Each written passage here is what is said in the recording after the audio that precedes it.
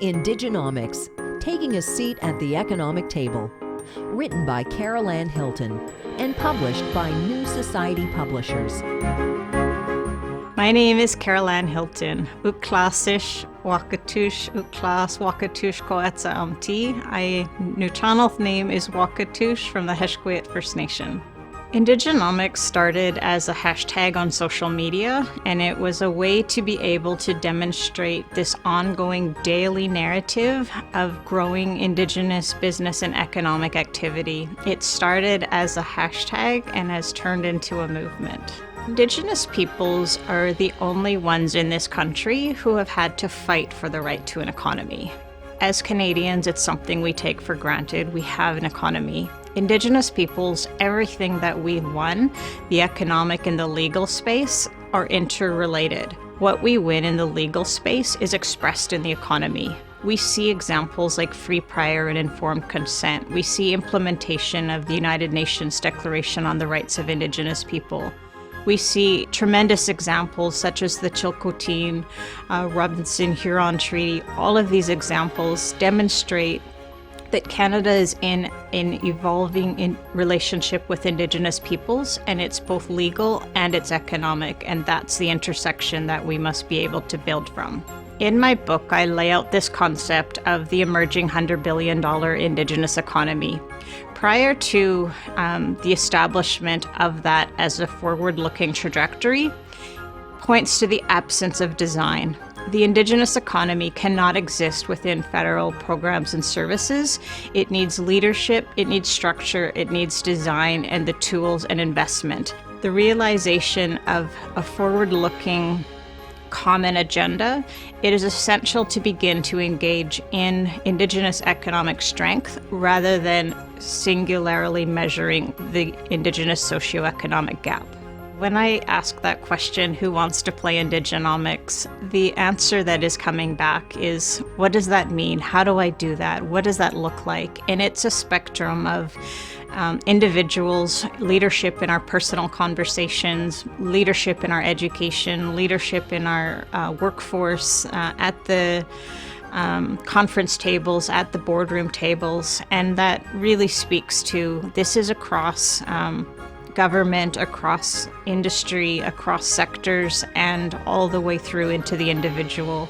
I really like that concept Marie Sinclair talked about upon releasing the Truth and Reconciliation Commission report. And he says, I've shown you the pathway to the mountains, and it's up to you to do the climbing. And I think that's really what Indigenomics is about, and economic reconciliation. My name is Connor Fraser, and I am a Master of Global Affairs and Master of Business Administration candidate at the University of Toronto. This spring, I had the privilege of reading Indigenomics by Carol Ann Hilton.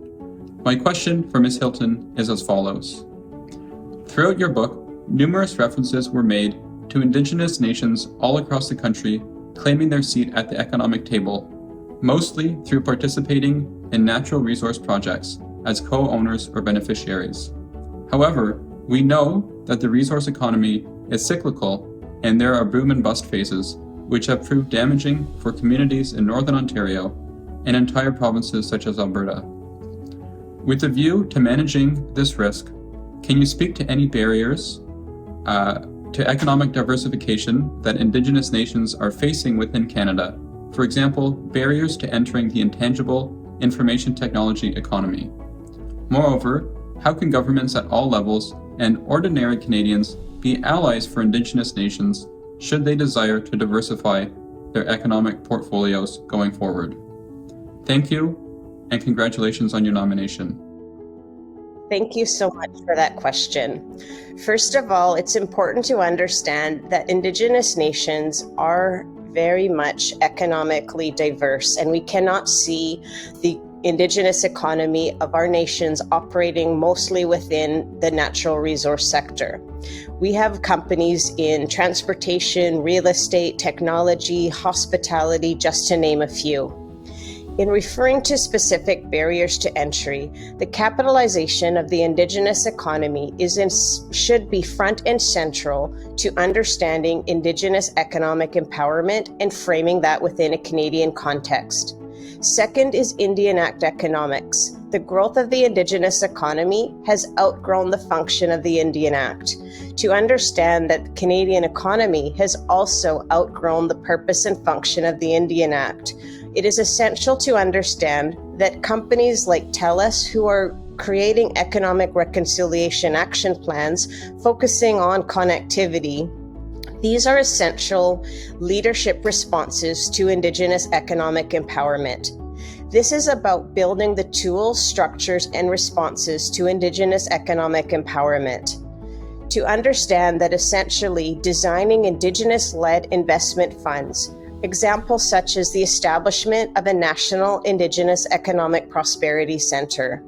It is essential and time to get ready for the $100 billion Indigenous economy and the rise of Indigenous economic empowerment as the response.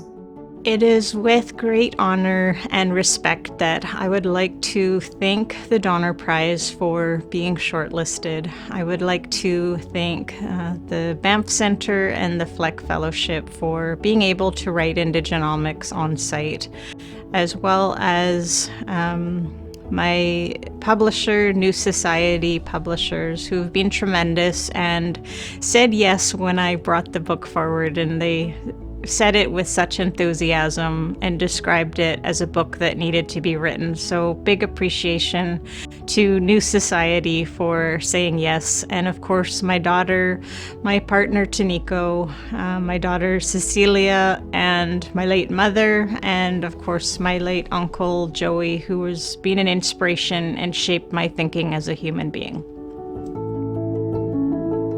Indigenomics, Taking a Seat at the Economic Table. Written by Carol Ann Hilton and published by New Society Publishers.